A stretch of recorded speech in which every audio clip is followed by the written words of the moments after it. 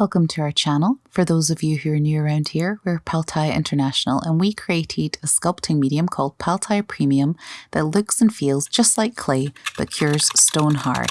Check out our other videos to see for yourself what's possible. So far in our Decorative Birdhouse series, you've seen the 4 acorns and the floating palace. In part 1, you saw us make the core of the Parisian bottle dome.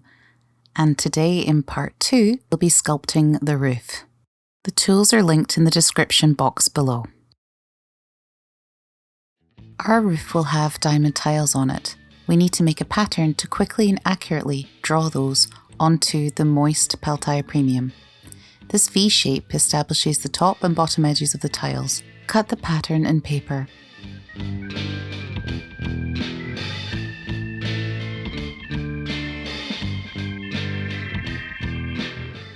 Cover the pattern with masking tape to make it waterproof. And use a mat knife to clean up any edges. Making this in advance will allow you to effortlessly make good-looking tiles. Using the instructions in the description box below, mix up a batch of Pal Tiya Premium. Apply the Pal Tiya Premium to the 4 sides of the roof, making it a bit thicker at the top point where the wire is.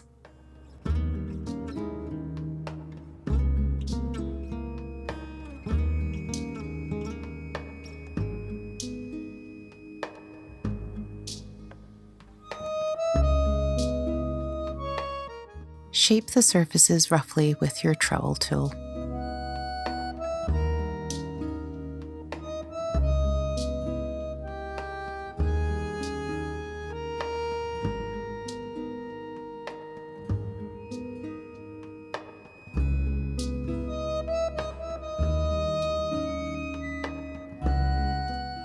Level the surfaces by using a towel like this, burlap or any open weave fabric, and rolling with a rolling pin.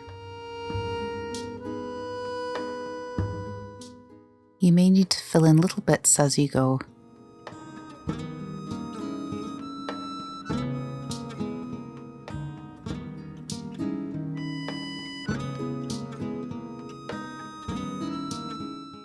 And do remember to put in a hole at the top of the roof for the stainless steel hanging wire.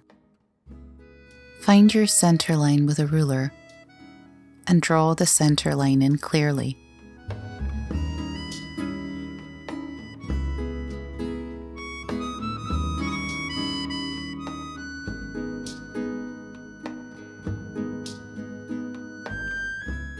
With a simple stroke, draw along the top and bottom of the pattern to create a uniform diamond pattern.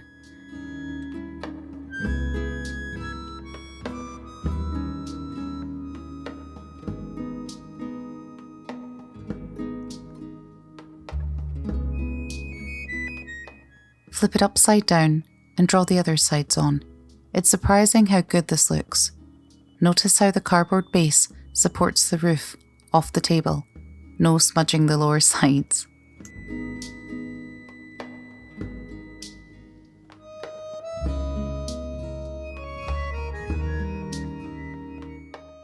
Remember the little windows that we pre-made? Well, now you're going to establish where this window is going to go.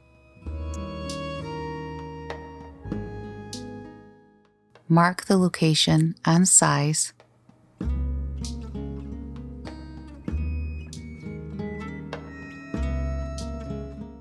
Establish your centre line on the second side and draw in the diamond pattern again.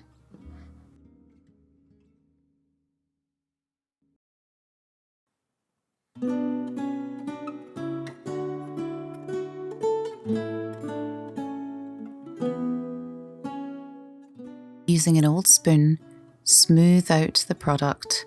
Occasionally, tiny bubbles will form underneath the clay. Just deflate them by poking them with a pin. Once all 4 sides have the diamonds drawn on them, deepen the lines with the trowel. Try to keep most of the fabric texture and lightly scribe in the lines. Keeping a variety of textures picks up light beautifully in the final piece. With the square end of the trowel, lightly tap in the top corner of the diamond shapes to create a tiny overhang.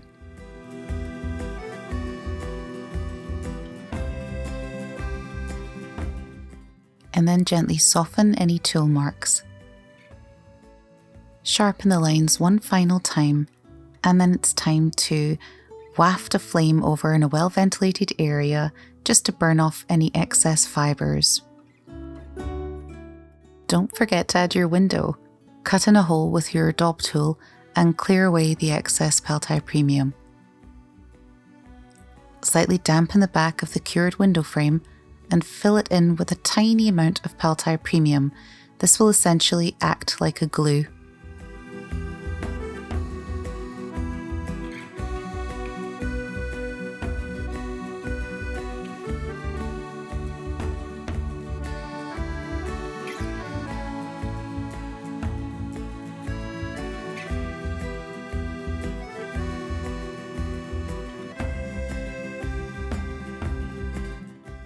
Squish the frame into place and clean up any excess product from around it.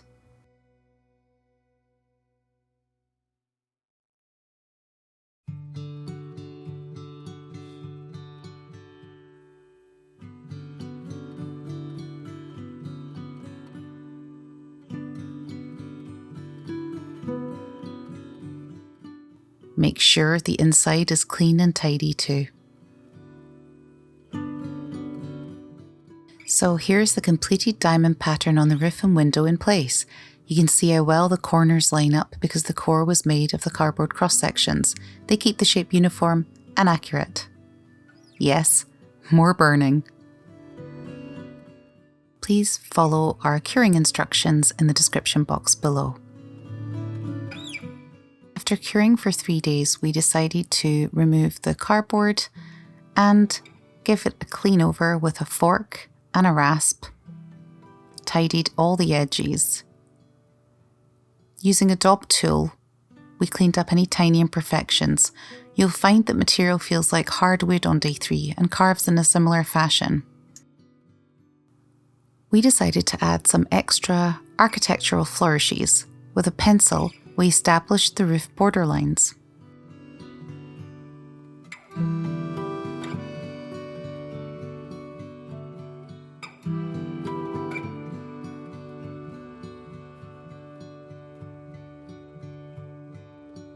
We mixed up another batch of Pal Tiya Premium.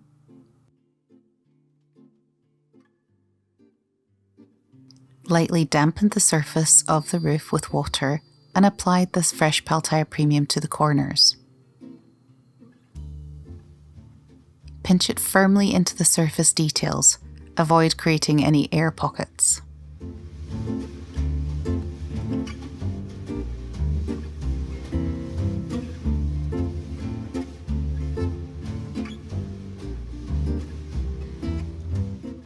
Flatten the border faces first, and then trim the inside edge. This will keep the border uniform in depth. It looks neater too.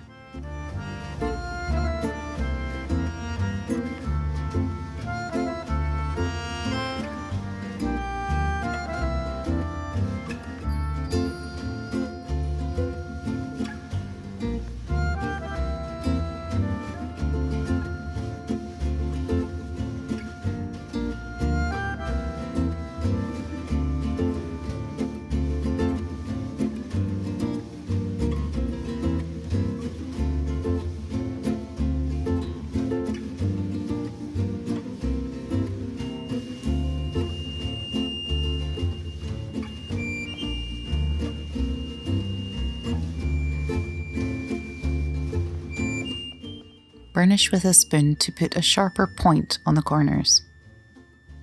Then burn away the fibres as they'll prevent you from getting that crisp inside edge. Flatten the inside edge with a trowel into a clear facet. And brush away any dried excess product. The completed roof with a gorgeous architectural bordering. Wrap in plastic again for further strengthening. It's nearly impossible to create these complex and ornate pieces in any other method which can go outdoors in all weather. Lightly dampen the area around the front entrance and attach your doorway the same way as the roof window was done. Wrap in plastic for further strengthening and cure. As you can see, we made several shapes to determine which ones would work best. The other entrances can be used on future birdhouses. To make the hanger, bend the first 8-gauge stainless steel wire into a U shape and fit this into the holes on the right and left sides of the core. Bend an S shape onto the second wire and thread the S wire through the roof. Consider adding ceramic or glass beads for extra bling. Bend another S on the outside to finish the hanger. Painting was done by artist Catherine Falconer. Though we didn't photograph the process, it followed a simple set of rules. Become a Pal Tiya insider to get access to how this was done. Thanks for watching.